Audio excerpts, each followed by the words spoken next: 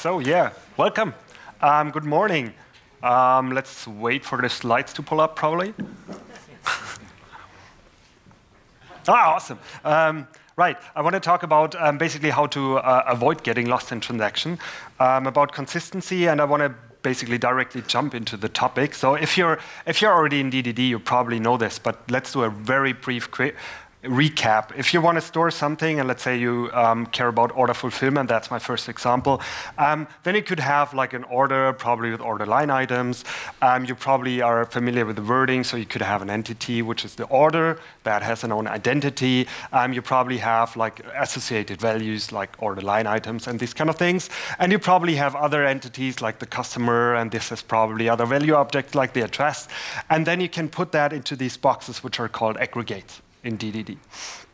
And aggregates are quite an important concept in terms of boundaries, and I will talk about that in a minute. If you do like references between these aggregates, one important rule here is that you never ever have like foreign keys in the database. I come back to that in a second. But you reference, for example, by simple IDs, by strings. Right? And that is a relatively loose coupling there. So you have, for example, the order is submitted by a customer ID. You don't have any idea about what that means. It's a customer ID, and probably some other entity knows some details about that. And then you probably have other aggregates storing more things here. So that's the kind of the setting the scene where I want to talk about. If you have these kind of aggregates, one interesting question, and that's actually one of the focus points I want to do today, is if I do two things, and the example is probably not the best, like in terms of business examples, but I needed to have something for these two aggregates. And if you want to do two things, like in an all or nothing semantics, you say I want to create a chart and I want to mark the order as paid. These are two different aggregates, two different probably database tables, and I want to update them in an all or none semantics. Right? That's the problem I want to talk about today. And that actually boils down to, probably know that acronym, ACID transactions. I see at least a couple of people nodding. That's good. I actually, the first time I started to do this talk, I had to look it up, to be honest. But it's for atomicity, so that's all or nothing.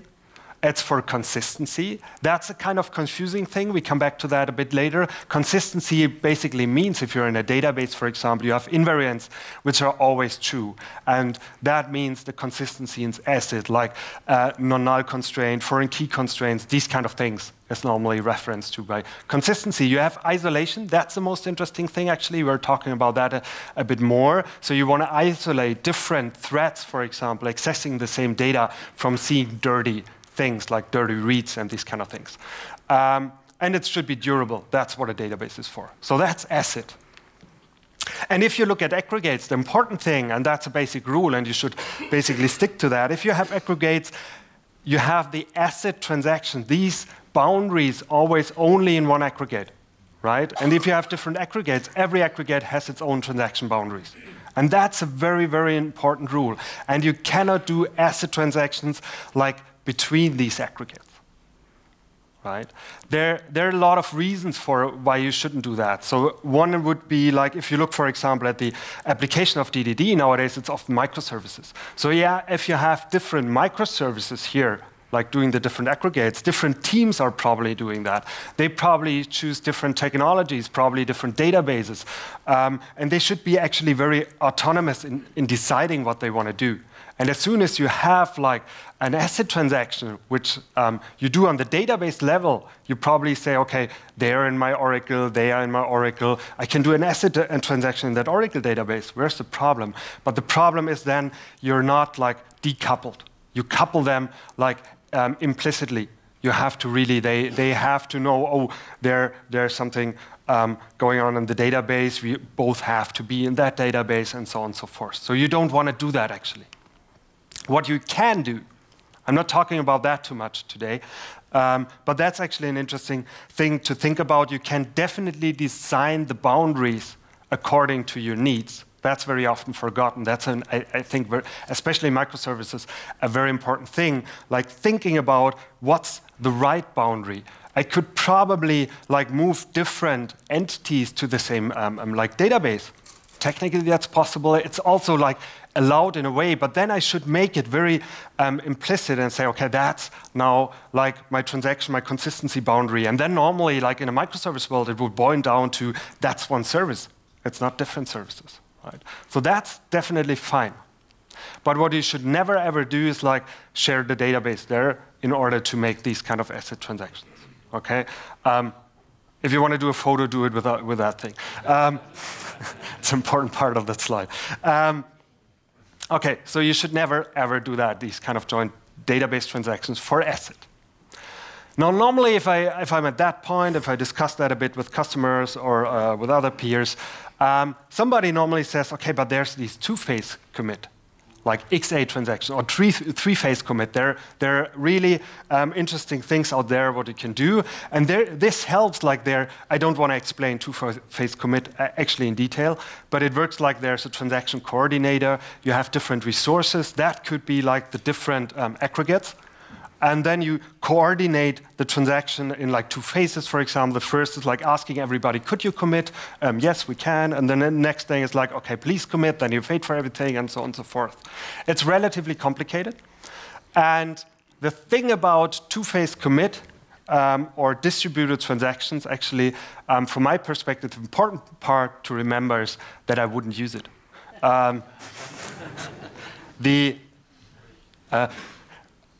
Very often I ask who uses two-phase commit. I didn't do that today, but normally it's not that many people either. If you don't believe me, I mean, that's so far just an opinion. There's an awesome paper which I totally recommend to read. If you want to go into that, it's from Pat Helland. Pat Helland is currently working at Salesforce. He started at Amazon and went to a couple of different like of the Silicon Valley companies. And he's really a good resource for reading about distributed systems. So and he writes papers which are really like fun to read. So they're really good, but also like fun to read. And he wrote about life beyond distributed transactions, and he explains why distributed transactions don't really work, why they're too complicated, why teams normally cannot master that, and on the other hand, why they don't scale. If you have like a relatively large distributed system, they simply don't scale. So you shouldn't use that. So what you could remember probably is its own quote. I think that's a good summary. So grown-ups don't use distributed transactions. It shouldn't be part of the toolbox. You shouldn't rely on that. And nowadays, that's kind of, okay, I can stand here without flying tomatoes or something like that. 10 years ago, it was like, that was the thing. Everybody tried to make that really transparent. Say, okay, that's transactional. It's just there. We have some, like, transaction manager that does that. And we totally move away from that. A good explanation, a good metaphor is this article from Gregor Hopi. He wrote that Enterprise Integration Patterns book, a really good book. And he wrote that article, I think, 10 years back or something like that. Starbucks doesn't use two-phase commits. So if you imagine like a typical bakery, also here in the Netherlands, and in a lot of countries, it's like you walk in, then you order something. Let's assume you order coffee in a normal bakery. Then it means the guy or girl behind the, just taking the order is basically turning around, making the coffee, get the money, get everything ready. The resource is blocked especially for you. If you order like 10 coffees and you have like a queue behind you, that's not a good situation to be. They will not really like you there. And Starbucks works completely differently. So you go there, go to the counter, you order and you pay. That's a relatively short amount of time. You block the resource exclusively for you. And then you're put into a queue. Then you have the baristas. They make the coffee, actually. They pull something out of the queue. You can scale the baristas independently because they are slower than like taking the cash. And then at the very end, you get the coffee. And then normally they ask for your name. That's kind of a correlation ID that you get the coffee back. What you can also see at Starbucks is sometimes that process doesn't work totally smoothly. I mean, sometimes they forget an order or it's dropped from the queue and these kind of things. But it's not really a big deal. I mean, you're waiting there and you basically tell them, hey, I want a coffee. Oh, what did you get? I want to have whatever, a cappuccino. And they say, oh, somehow that dropped. You know what? I make it now. I make you a large cappuccino for apology, for example. So this is how these kind of systems work. If you look further, Eric Brewer, he's one of the Google guys, and he did that in a keynote already in year 2000. He said, we have to forfeit C and I refers to assets, so consistency and isolation, to make systems that are available, like highly available, that uses graceful degradation. So even if something is broken, not the whole system is going down, but it cannot do a small thing, but the rest is working fine. And performance. And this trade-off is fundamental to build like bigger distributed systems, already in year 2000. And now we're getting there that this is kind of an accepted fact, basically everywhere. He called that base transactions. You sometimes see that acronym around, basically available soft state, eventual consistency. That was one of the first moments when it was really like this term was coined. But it's not like a totally common term, to be honest, base transactions, but it's a very important concept. What it means, it basically means if you want to do two things, like in an all or nothing semantics, and you only have local asset transactions, like in the different aggregates, like in the different microservices, like in different whatever programs, resources, whatever you have, what you currently do in your system, it means that you can only do that local asset, and in between, you are kind of in an inconsistent state. That violates the isolation of asset, not the consistency. That's a confusing part, actually. But the isolation. Because you do something there, then it's committed. Everybody can see it in the world, even if you're not yet done. Right? That's inconsistent. But that's OK. That's eventual consistency. We just have to make sure to be consistent at the very end again.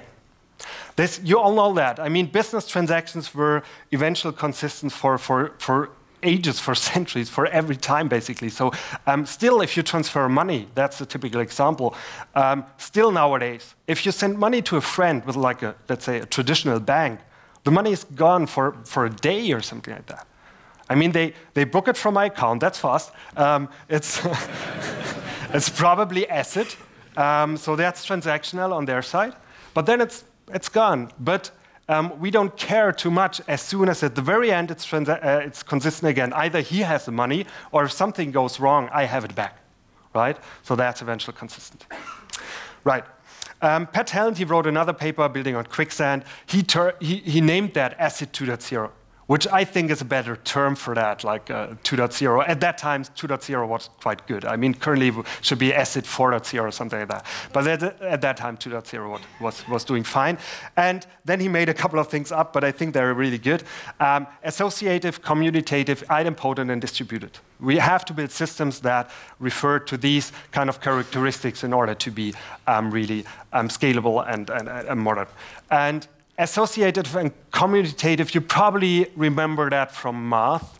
So my example is always like this. So you basically can change ordering, especially if you send messages or events. They probably arrive out of order, and you have to deal with that. That's an important characteristic to build a reliable system. I don't talk about that very much, actually, in this talk. But I want to talk about the others a bit. Idempotent means I can do something again without having like really bad effects. Basically, it doesn't have like any bad impact. We're talking about that in a second. And you have to embrace distributed systems, basically, distribution. If we're looking at distributed systems, and I think that's the mega trend we have at the moment. So, I mean, not every system nowadays, still monolith first. If you can build a monolith, that's probably totally fine, because then you don't face these kind of issues. But the most systems I know out there are starting to get distributed. And that means, and that's my metaphor for distributed systems, you have that small hut over there, this one. Like this is your one program, like your one aggregate, whatever it is, your one microservice. There you have one programming language. You're on one machine. You know what your threads are doing. You have asset transactions. There are a lot of like cool things. As a developer, it's really cozy to be in there. But whenever you open the door, then you face that rough ocean. And the rough ocean, that's the network. And the network will do like really cruel things, basically. And nowadays, most people are aware, but it's still important to keep that in mind. The fallacies of distributed computing, you probably know them by Peter Deutsch. They're relatively known. And the first fallacy is the network is reliable. I mean, it's not. Definitely not. My typical joke here in Germany would be about the Wi-Fi in the trains. Unfortunately, that doesn't work in the Netherlands. It's pretty good here. But if you go to Germany, try the Wi-Fi in the train, and you will recognize exactly that. So the network is not reliable. You cannot count on the network to be there. It will do weird things. Okay? That's important to keep in mind, because that imposes a lot of challenges on everyday life of every developer, basically. And a lot of people are not aware of that. Let's make an example, and I normally start by doing simple examples. So let's assume you have like two services, two aggregates probably, whatever it is, two different programs. They communicate remotely via network. And then you get a network exception, whatever it is, some kind of network exception. Why? Like sending, let's say, a REST request. When you do this, and you get the exception, you have no idea to understand what was really happening at the moment. It could be one of the three scenarios. So the first would be, the network was broken. I never reached like the service provider. My request never got through, right?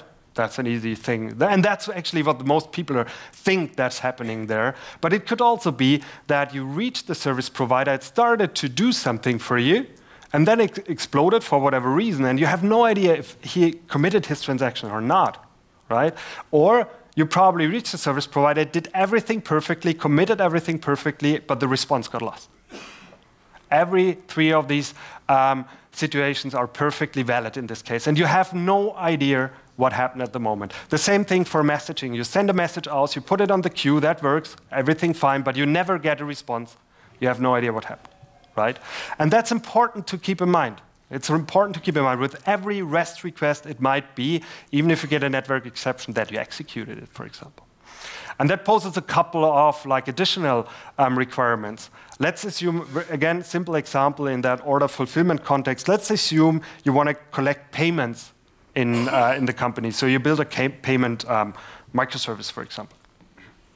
And that provides credit card charges, so paying via credit card. And you probably don't do credit card handling yourself within that payment service, so you leverage a credit card service probably somewhere in the internet, something like Stripe or whatever. And they provide a REST API. Very normal situation, what you want to do. And now assume that you want to put a charge on a credit card with a REST API, and you get that network exception, which is relatively likely that it will happen sooner or later. So normally, the first thing you do is you probably want to retry. That's a pattern you will see a lot in distributed systems. So if you get a network exception, you probably want to retry it.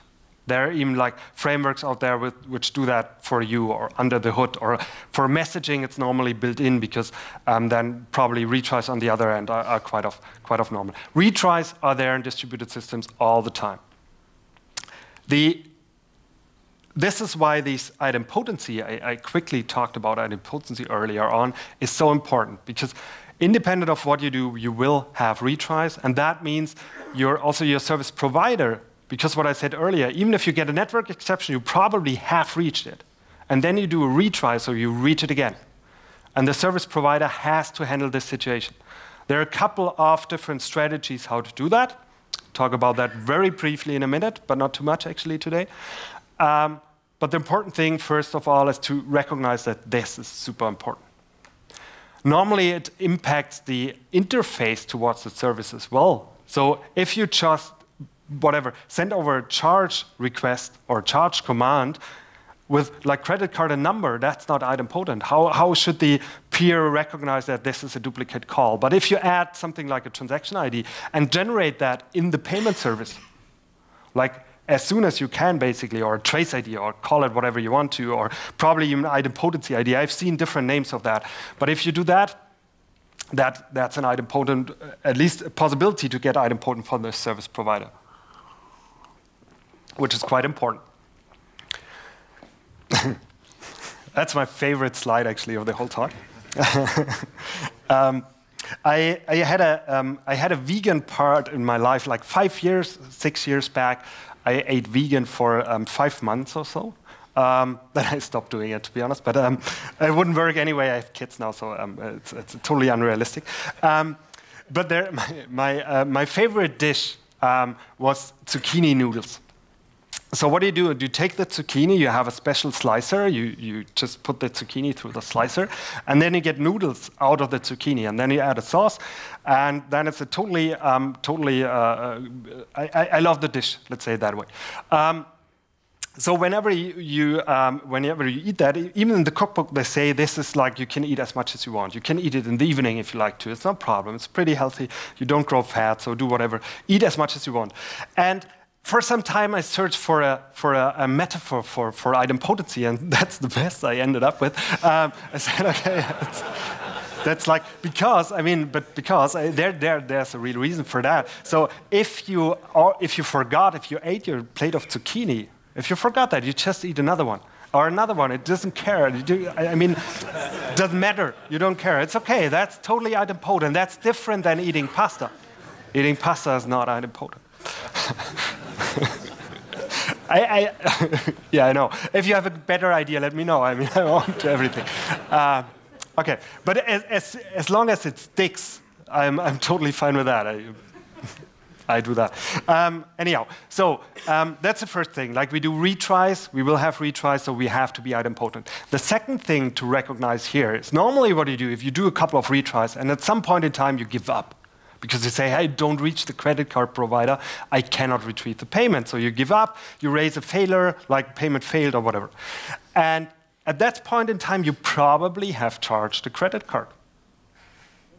And that's important to have in mind. For some use cases, it's okay to ignore that. If it's a conscious decision to ignore it, I'm fine. But for a lot of use cases, it's not. Like payment, normally customers are not that like relaxed with having charge a credit card and not getting anything for it. So you have to think about, for example, like canceling the charge or whatever, book the money back or whatever the API provides here. That's also an important thing. Service provider has to offer that, and the service consumer has to think about that and probably do it.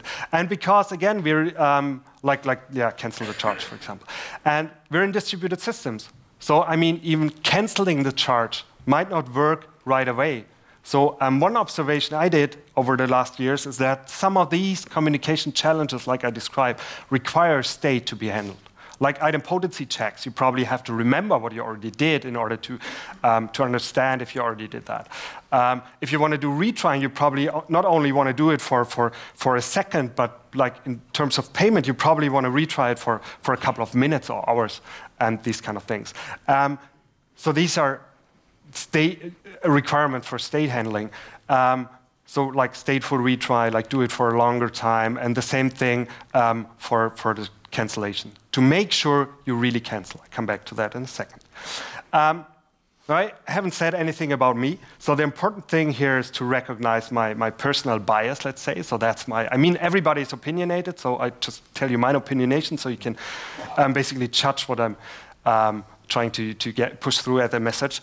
And my background, my name is Bernd. I'm co-founder of Camunda. We're an open source workflow automation tool vendor, basically.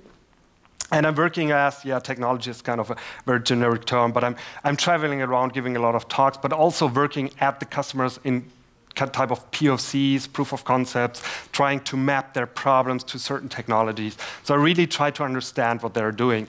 But I'm working with workflow engine technology for basically all my life, like the last 15 years. I contributed to a couple of different open source engines there. I contributed to that BPMN standard. So I'm looking to a lot of problems from the perspective of like state machines or workflow engines. That's probably important to know. But then for me, it's pretty logical to use like a process manager for these kind of problems. There's a process manager pattern, like this is from this enterprise integration patterns book, process manager. It's also very known in the DDD community. And it keeps state, and it can do a couple of things. And I want to go over that basically during a couple of the next slides. And what I do, I will show a bit of code, because I'm a guy, I need examples and I need code to understand things. Slides are kind of easy to do all the times, but I want to see code. And in order to show code, you have to use frameworks. I will use our open source engine, so that's probably not by coincidence, but there are other tools. I come back to that at the very end, like from the same kind, which you can also use. So I don't care which tool you use. I probably care, but for this talk, it doesn't matter too much. For me, it's more the concept. Right. So what I will do is I will add like a very small workflow to my service, like the payment service, like this. Very easy, right? Very easy workflow. But what it gives me, the workflow is a state machine. It can keep state persistent. It can wait there for a longer time. It can do the retries accordingly. You can even do more. You can do things like, okay, and if the charting doesn't work, at some point in time I give up. That's probably the easy part here. I probably do it like this. That's easier. I probably give up. But then I can make sure I clean up afterwards. And I did that ordering by purpose, by the way. I raised the event, for example, that the payment has failed, but afterwards I clean up, and I have time for that. I mean, that's not like pressing. If it takes a day to cancel the charge, that's normally OK. I just have to make sure 100% that it happens, or that somebody gets alarmed if that really doesn't happen, like in operating, all these kind of things. Right? So that's important. And I want to quickly show that. That's what I mean. I'm a code guy. Everything I show here is on GitHub, so it's nothing so you can try that yourself at home. I'm using the Java example today. So if you're not in Java, I have the same thing for Go and C#. We could probably also do it in Node and these kind of things. So that doesn't matter too much, but for today I have Java. What I have is basically here. So in Java, I could do something like this. If I want to, and it's not best practice code, OK?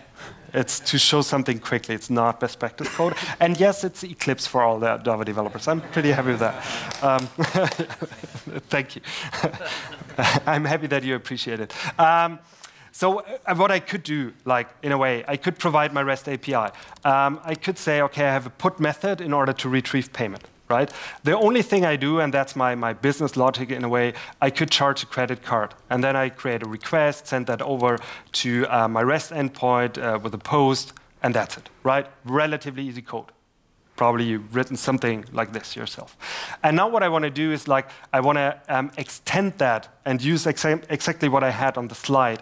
And what I could do, for example, I could use a workflow engine. In this case, what I said, it's ours, it's Camuna engine. It's just a Spring Boot starter, so it's just there. It's as easy as that.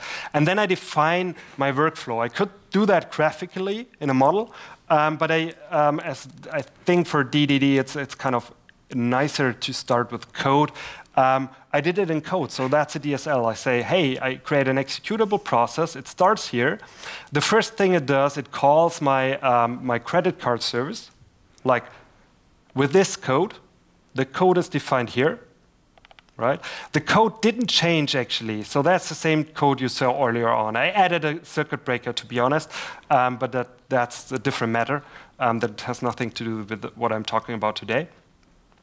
And I just attach that to my workflow. And then what does it bring me? I mean, now I have a state machine. I could do things like, OK, if that fails here, failed job, retry, I retry it 3 times with a delay of period time 10 seconds. And then I have that error. If there are no retries left, what I had on the slides, then I want to cancel it. There attach other code, which is also like defined further below. And also I can retry that. Right? And then I'm done. I deploy that, it gets version and these kind of things, what a workflow engine can do.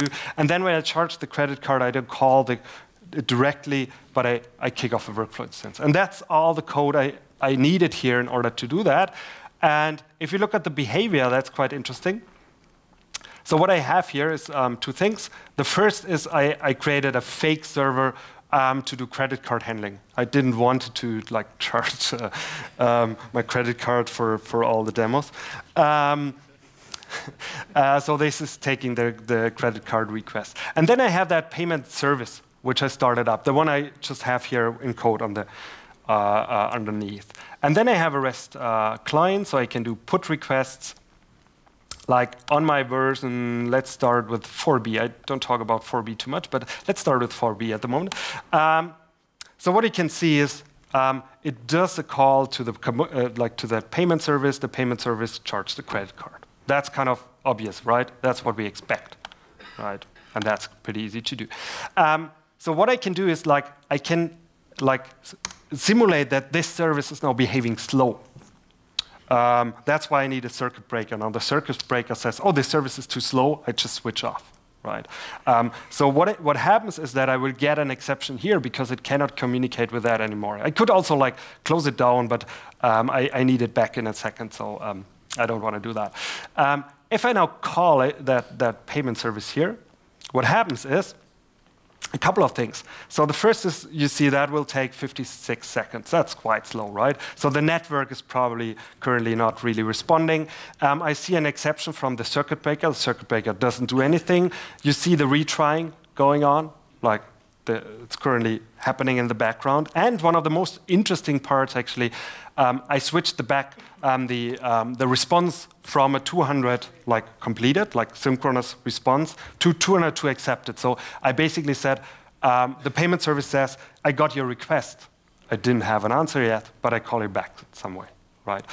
Which is also a very important pattern. I actually cannot concentrate on that today, but that's also very, very interesting to look at. Okay, that's relatively easy. And then you have tools like, depending on the what framework you use, they might look a bit different, but there you can see what's currently going on, that it's really stateful, what's currently going on. Oh, I'm standing there. There are probably a couple of instances already, like canceled, these kind of things, right? That's what's happening in the background. If you have any questions to that, the code is on GitHub. For me, the important point at this moment in the talk basically was that you get an idea how I envision this. Like when I say lightweight workflow automation, for example, what does that mean? That's part of it, right? Okay, let's move on. We still have a couple of things to do. What I did here, I had that workflow, like the workflow model here. I used, by the way, BPMN. I talk about that in a second. For me, that's part of my business logic. That's part of the domain. And I expressed it in Java code. I could express it in the visual as well, if I like. But it's always like source code. Like if I look at that development project, even if it's a BPMN file, like graphically, that boils down to an XML file, which is then probably stored in Java and source main resources, or in C#, it's probably just in the resource folder. So it's part of my code, but really readable. And the workflow engine, that runs in the infrastructure. I use that like a database or something like that. Technically, that depends a bit on the product you're using there. Technically, it normally means, in my case, I just said, okay, there's a Spring Boot application, right? And in Spring Boot, I can just run the workflow engine as part of the Spring Boot service. That's relatively easy to do. So that's totally straightforward. If you're not using Java or Spring Boot, if you're using, for example, C# or Node or others, in terms of Camuna, it means that you run the engine like a separate process, like probably Docker or whatever you want to use there, and then you have a remote communication via REST, which is interesting to look at also in terms of transactional semantics and at least once semantics and so on, but I don't have time to go into that. But if you want to discuss these kind of things, I'm available later on. I will wait basically in front of the door, so whenever you want to know something, just ask me. One interesting observation is actually, and I had this kind of pattern a couple of times already for different customers. And in this case, it was like an online CRM system. You probably know that. What they did, in that case, they had Rabbit as like a messaging system, RabbitMQ, but it could be any messaging system. And then they said I have a service like, or one aggregate or whatever. In this case, it was Golang, but both doesn't matter too much. And what they said, okay, we want to receive a message, obviously. Then we want to do business logic in a database. Right, that makes sense. Then we want to send a response, like to a response queue in Rabbit. And then we want to emit some further events which are important for other components to catch up. That's basically the requirement they had. That's relatively easy to understand, right? And a relatively basic requirement. And the thing is, one thing which was important for them, they wanted to send the response here as fast as possible, because there was somebody waiting basically at a front end or some other services. So they needed that to be as quick as possible. So they didn't want it to send the additional events before that, for example. That was one important requirement. The other thing is they wanted to be consistent in a way that they said, basically we want to have a transaction over the business logic, the sending of the response, and the events, which is not possible in that world. That's, again, it would require two-phase commit, and we are grown-ups, we don't use two-phase commit. So what did they do? And that was amazing. That was the amazing part. They were really, good techies, basically. They used a framework, which is normally used to synchronize databases, over geographically distributed data centers, which reads the database transaction log in order to send over everything the database did over the wire to another data center. And they used that in order to read the database transaction log, what they did in terms of business logic, and so on and so forth. And then they extracted that in order to send all the events they needed. It was like, in terms of what they needed to code, that was kind of a really like a big thing. It worked for them, but they were totally unhappy with what they had as a code base. And what we discussed, what was quite interesting, is that you can do that with kind of a relatively easy workflow. You could say something like, OK, I get the message, I want to start it. The first thing is I do the business logic. The next thing is I send the response. The next thing is I emit all the events. And in every basically step, you have like an own asset transaction in a way, so you can probably retry it. So you still have to care about item potency in your business logic. That's not going away. But you can make sure that whenever this happens, eventually all the other steps will happen as well. Even if the message bus goes down or whatever you retried, you can have it for a longer time. You can raise an incident in your monitoring. So you can do a lot of things in order to make sure this will happen at the very end. And that's interesting. I mean, what I said, I look to a lot of problems from the perspective of workflow engines, but it's amazing what kind of use case you can solve for this kind of technology. They're relatively, let's say, low tech here, right? Anyhow, let's get back to moving up the stack a bit. There's a really good book. I totally recommend this book, Designing Data-Intensive Applications. Martin Kleppmann, he is also giving a lot of talks. So if you have the opportunity to visit a talk, I totally recommend that. If you want to watch one on YouTube, this one is a really good one, I think, on Strange Loop. And I stole a slide from him because he basically said what I wanted to say as well, and it's more credible if he says it, so I stole his slide there. No, but anyhow. And he had that slide where he said, OK, without cross-service transactions, so no two-phase commit, no transactions spanning multiple aggregates, right? No cross-service transaction. Then you have basically two possibilities what you can do. The first is you do compensating transactions. I will talk about that in a more depth now, basically. It means aborting or rolling back at the application level. We go on that. Or apologies. I don't go into apologies that much today, but apologies is a bit like what I said earlier with Starbucks. You get a bigger coffee because they had a problem. It's like he makes the example with Amazon. So if you order something on Amazon, on the website, they say, hey, that's available. We ship it within whatever, 24 hours. You order it, and then it doesn't work. They send you an email, hey, sorry, we couldn't do that. Was an error, wasn't whatever, not really synced. They don't say that, but in the back it was basically that. If they're really apologizing hard, they probably give you a voucher or something like that. That's apologies. It's an important strategy to keep in mind. It's sometimes really a good option, actually. But I'm talking about that today too much. I want to talk about compensating transactions here today. And there's one classical example everybody uses when he talks about that, which is about trip booking. Right, you want to go on a business trip, and then you need a hotel, a car, like a rental car. I have no idea why I should take a rental car, but probably need a rental car and a flight. Okay, so that's a trip. You want to book it in a all or nothing semantics. If that doesn't work, I don't go on the trip. If something fails, like when booking the flights, because these are normally like external services. You cannot do like a transaction on all of them, so you cannot just say roll back. But what you have to do is you have to compensate. So that means when I book the flight, it doesn't work. It means I already booked the rental car, so I have to cancel that. I have to cancel the hotel. And cancellation is like the semantical business undo function, right? So roll back at the application level. That's what it means. And that's very often also referred to as Saga. You probably know that in the DDD world, the term Saga is quite known, actually. It goes back to the 80s, or yeah, I think in the 80s there was a paper about Sagas, basically long-lived transactions in databases. Transactions that are longer than like milliseconds or seconds, but probably span like minutes or days or something like that. So that's why it's called Saga. So let's look into that a bit more. I couldn't resist to add that tweet here. Probably somebody, I think a lot of people here know probably Udi Dahan.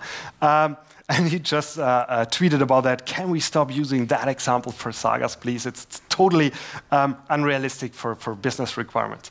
I do agree. But everybody uses the example, so I keep using it actually because it's easy to compare different approaches if everybody uses that. So translate that in your brain into a more, a better example for your domain, probably. That's a good idea. And then there are two approaches, actually, actually three, but the two are very famous, to go for this kind of, how do I implement this kind of saga? And one is orchestration, one is choreography. And this, even if you're not doing like saga or compensating transactions, that's also interesting for even like how do microservices collaborate? How do they communicate in order to do something like a bigger use case? So that's interesting to look at anyway. Let's do choreography first, like reactive way of doing that. You could have a trip service. The trip service gets basically a command, hey, book me that trip. Then it probably there are different ways of doing that. Probably it just like emits an event, say, hey, the trip was requested. The hotel service knows, because it listens to certain events, oh, if there was a trip requested, I have to book a hotel. And then it probably emits another event and says, hey, I have booked the hotel. The car says, oh, hotel booked, now I have to book the car. And then so on and so forth until the flight is booked. That's one way of doing it in a choreographed way. If we now get, and then if the flight is booked, probably the trip picks it up and sends it on. So that's one way of doing it. If we have an error, like in the flight service, it says, okay, cannot book the flight. It basically raises normally also like an event, couldn't book the flight. Car now has to listen to that in order to say, oh, the flight was canceled. So I have to cancel for the same trick the car. I have to perform that undo. Then another event is emitted for the car is canceled, so the hotel can go ahead, and so on and so forth. Right? Understandable, I hope. Right? That's choreography. It's totally event-driven. There are a couple of different ways how you want to have the events flowing around, and if you take data into account, that gets even more complicated. But that's the basic idea. If you think of that, I'm actually always was a bit like afraid of these kind of patterns. The interesting part is that now we saw a lot of systems over the last years doing that on a big scale. So if it's not like 4 services, but 100 or 150 or 200 services, I always was like, how do I understand what's going on in that system? That's really hard. And now everybody says, yeah, but you're this like workflow automation guy. You want to sell your tool. Obviously, you don't like that thing because where's the workflow tool? Oh, it's not on the slide. Yeah, but I'm always looking at the problems and try what's a good solution. So I'm not like foremost trying to sell a tool. But I still was wondering, how does that work? And I was totally happy when Martin Fowler wrote a blog post beginning of last year where he said, okay, the danger is that it's very easy to make nicely decoupled systems with the event notification. That's why we're doing it, without realizing that you're losing sight of a larger scale flow. That was exactly the fear I had also in me. And thus set yourself up for trouble in future years. Right? So that's the risk of these kind of systems, at least. If you do it like in a conscious way, and if it works for you, that's totally fine. I'm not saying it doesn't work. It's just the risk you should be aware of. there are other, so basically you lose that side. There are other people also writing about it, like Dennis wrote about it. If your transaction involves 2 to 4 steps, choreography might be a good fit, but otherwise it gets complicated, confusing, like you get cyclic dependencies and so on and so forth. So you shouldn't do that with too many like services.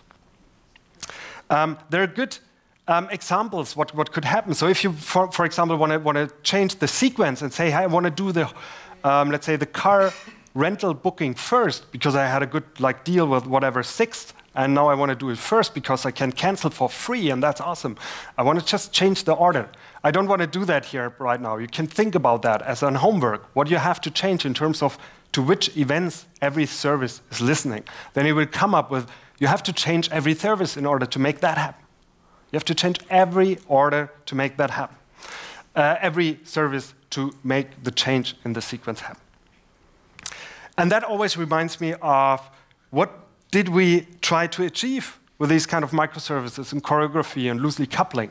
And that's the metaphor I like to use, actually, also for the motivation for this kind of context or bounded context or microservices. And I actually learned it from Eric Evans quite a while back at, I think it was DDDX in Europe, in London.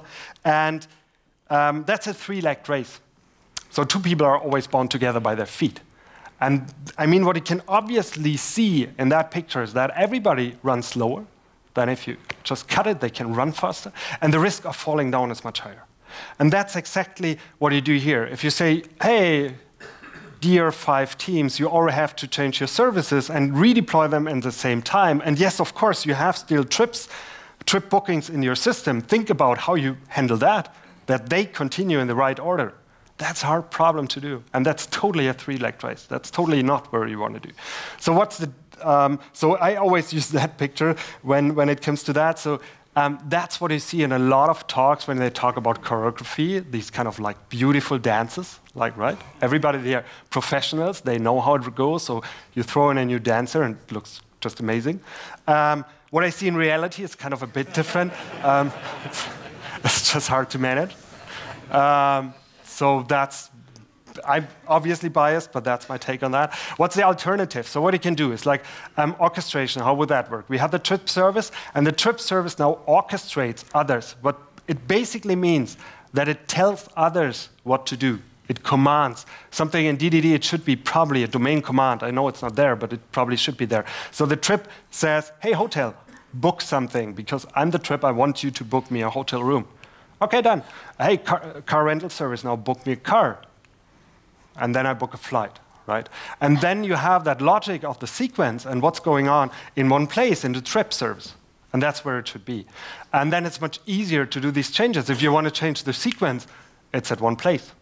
It's much easier to understand. It's also much easier to see how it's visible. Okay, that's kind of the orchestration approach. If you go that way, I mean, you could still like handcraft it. You can code it, like just do like the sequencing. You wait for that event, then you send another command. So that's definitely possible. One other way is that you could obviously, again, leverage things like BPMN, like workflow engines. They can do this kind of compensation. So you could say, the first thing is I reserve a car. And if that's remote communication, what I said earlier, I probably send over a message and wait for a response. That might need time. I have to wait. I probably have to do that reliable. I need state. So that's a good way probably to implement that with the workflow engine. And then BPMN has it built in to say, whenever I executed this task, the compensating task, the compensating activity is this one. So whenever I basically give up and say compensate, the workflow engine knows which tasks were already executed and can automatically call the right compensating method. And even do that like with retrying and reliable and so on and so forth. I find that like a very interesting approach. Okay, awesome. And that basically means I can implement the Saga-Pattern with a BPMN workflow engine. It's not the only way, but it's, from my perspective, an interesting way. Good, we skip that for a second. I want to very quickly, talk about graphical models, because that's a discussion I have very often then with developers. Yeah, this BPMN, but that's a graphical model. I want to do code. And then I normally use this. Clemens is a great guy, so it's not against Clemens. But he wrote a blog post quite a while back about sagas with the same example. That's what I mean. So it's a great example to use to compare things. And what he did is he basically showed that, and then he described how he did it, like in code, right? All over the place, even scroll down a bit. But the important thing here is how did he start the blog post? With a visual, obviously, because otherwise I don't understand as a human what he's doing there. If I read the code is cool, but I need the visual in order to understand what's going on. And he even starts with that. But the visual he has, it's like a PowerPoint picture. It's like that documentation. It will be out of sync as soon as he deployed the software into production. And that's what I love about BPMN. If you use BPMN, you have these models, and that's a different example, I know, but you have these kind of models, and they're living documentation. You directly deploy what you can see there. You can use that, for example, to make test cases. So in this case, we can have like test scenarios. They are displayed on the visual. So I see whenever it's failing, which kind of path did it take. That even helps me as a developer. You can use that during operations, like seeing where it's stuck, where it came from, and these kind of things. So I really believe in the power of these kind of visuals for certain kind of problems, right?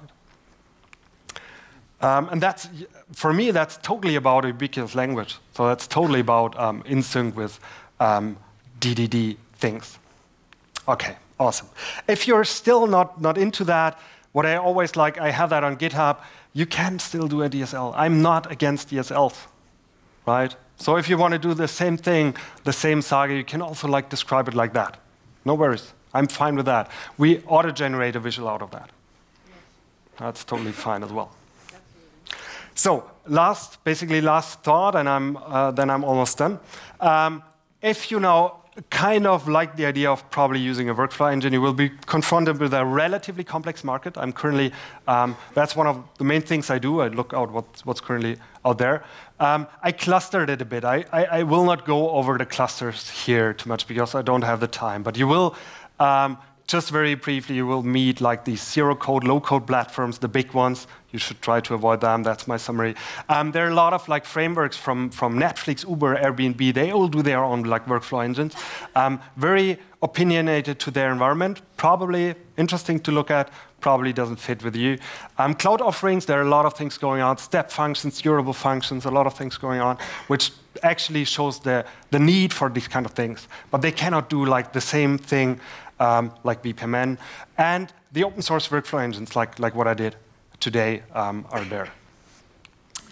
What I normally ask myself, if I look at the market, what should I use? It's like, does it support stateful? That's the main requirement. Has it the flow logic? Like step functions doesn't have a good language what you can express, so you cannot easily do like Saga, for example, like compensation. Does it support like the visibility I need? And probably if I need to scale, does it scale? These are the main questions I normally ask myself when I search for a tool. And if you're using BPMN as a language, which I really love, actually, you're through the door with at least 3 of them. So independent of the tool you choose, I think BPMN should be part of that. But that's my personal opinion. And if you want my pro tip, totally not opinionated, that's very easy to do. No, so aggregates are consistency boundaries. That's important. No distributed transactions, no XA. Doesn't work. Eventual consistency. You have to embrace that. You have to think about that. That imposes a lot of things you have to do in business code, in logic. BPMN might be a good fit. Item potency is super important. Super, super important. Don't forget the zucchini. Some consistency challenges require state, so you probably will have to use a state machine at some point in time. So that's it from me. Thank you all for being here. There are some links.